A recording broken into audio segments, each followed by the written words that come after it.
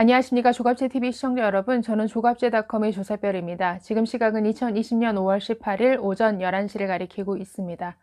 네, 여러분, 만약에 어떤 회사의 회계 담당자가 회사 건물을 매입하는데 주변 시세가 3억 원 정도 되는 건물을 무려 10억 원이나 주고 사들였다.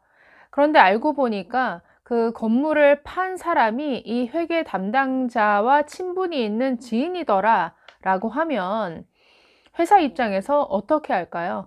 당장 의심부터 하겠죠.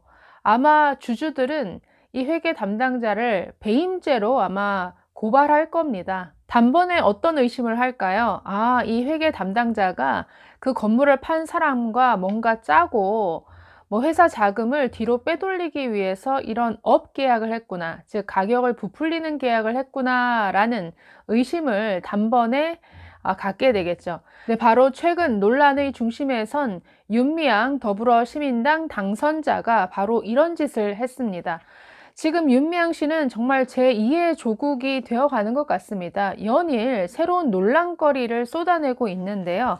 네, 정의기억연대와 사실상 한몸이라고 할 수 있는 정대협, 한국정신대문제대책협의회는 지난 2013년 경기도 안성시에 있는 한 2층 단독주택을 사들였습니다. 위안부 피해자들을 위한 쉼터로 개조하기 위해서였는데요. 자, 당시 매입가가 7억 5천만 원이었습니다. 이 7억 5천만 원이라는 이 가격은 당시 주변 시세와 비교해 보면 많게는 3배 이상 비싼 가격이었습니다. 네, 그리고 저 주택 매입에 들어간 돈은 기부금이었습니다. 현대중공업이 위안부 피해 할머니들을 위한 쉼터 조성에 쓰라고 10억 원을 지정 기탁한 돈으로 저 주택을 구입한 것이었습니다. 등기부 등본에 따르면 저 주택은 대지 면적은 약 242평 정도 되고 주택 연 면적은 59평 정도 되는 2층짜리 주택입니다. 자, 문제는 이 주택 매입 거래와 관련된 당사자가 전부 이 윤미향 씨 부부와 친분이 있는 이런 지인들이었다라는 것이죠. 네, 저 표를 한번 보실까요? 이번 주택 매입 거래와 관련된 당사자들입니다. 자, 윤미향 씨가 있고 오른쪽에 남편 김삼석 씨가 있죠. 자, 이 거래에는 이 남편 김삼석 씨와 아주 가까운 지인들이 다 등장합니다. 김삼석 씨 아래 보면은 이규민 씨가 나오는데, 네, 저 이규민 씨는 이번 총선에서 더불어민주당의 안성 지역 후보로 출마해서 당선이 됐습니다.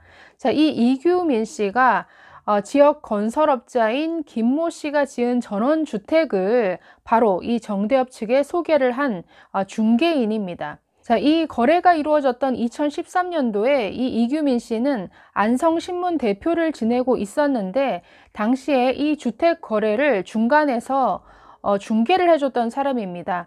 자, 누구랑 연결시켜 줬냐면 밑에 보시면 김 씨가 등장을 하는데 바로 이 김모 씨가 지은 전원주택을 정대협 측에 소개를 해준 것이었죠.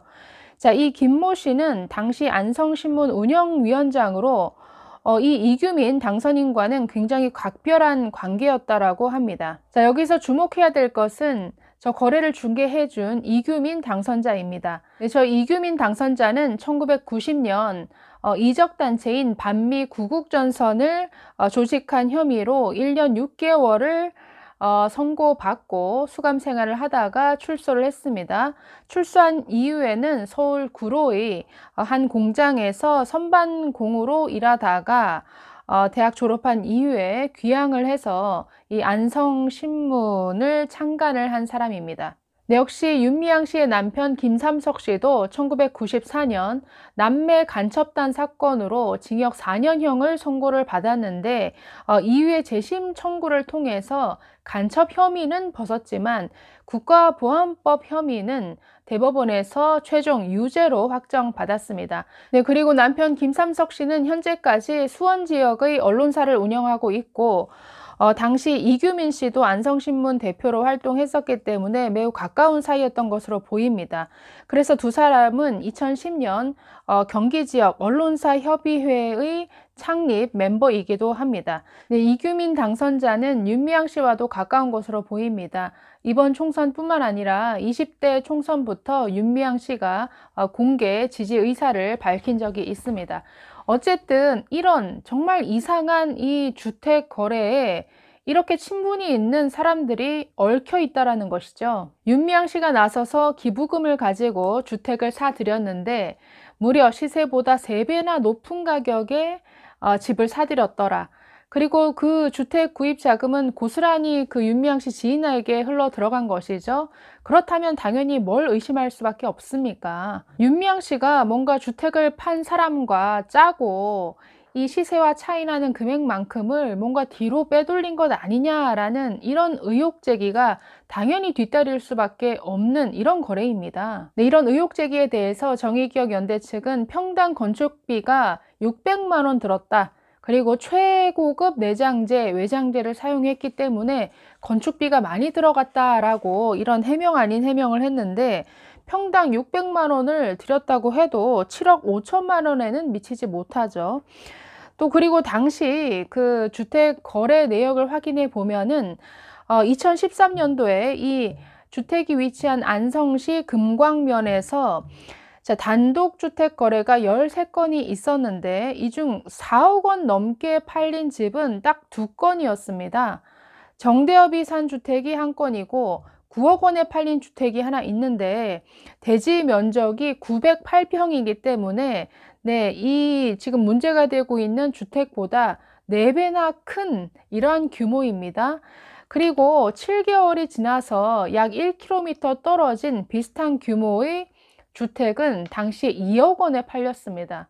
그렇기 때문에 네, 이 주택을 매입하는 비용 7억 5천만 원이 얼마나 터무니없는 가격이라는 것을 여실히 보여주는 대목이죠. 네, 그리고 위안부 피해자를 위한 쉼터 목적으로 지은 저 주택이 서울도 아닌 안성에 위치한 것부터가 문제죠. 자, 원래는 당초 서울 마포구 성산동에 짓기로 약정이 되어 있었습니다. 그래서 현대중공업 측이 2012년 12월에 10억 원을 기부금으로 네, 집행을 한 것이었죠. 그런데 이후에 정대협 측이 갑자기 현대중공업 측에 경기도 안성시 금광면에 짓기로 장소가 변경되었다라고 통보를 해왔다라고 합니다. 네, 현대중공업 관계자는 언론과의 인터뷰에서 이렇게 밝혔습니다. 당시 정대협이 별다른 설명도 없이 사업 계획을 일방적으로 변경한 것이다 라고 하면서 위안부 할머니들의 쉼터라는 그 기본 취지에는 어긋나지 않는다라는 판단하에 기부금 철회까지는 하지 않았다라고 해명했습니다. 네, 그러나 위안부 할머니들이 쉴 수 없는 곳에 쉼터를 만들어 놨다라는 비판은 당연히 나오는 것이죠.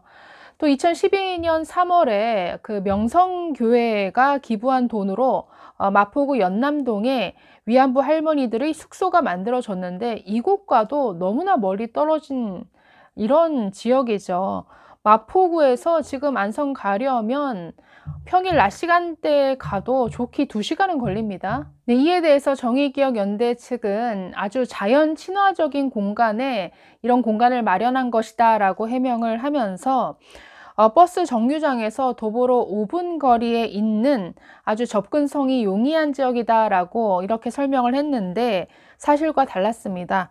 네, 안성 시내에서도 이곳에 가려면 배차 간격이 50분인 시내버스를 타야 되는데 정류장에 내려도 462m 가량 굉장히 경사진 길을 따라 걸어 올라가야 되는 이런 위치에 있다라고 합니다. 네, 이런 이유 때문인지 이 쉼터는 위안부 피해자 할머니들이 전혀 이용하지 못했습니다.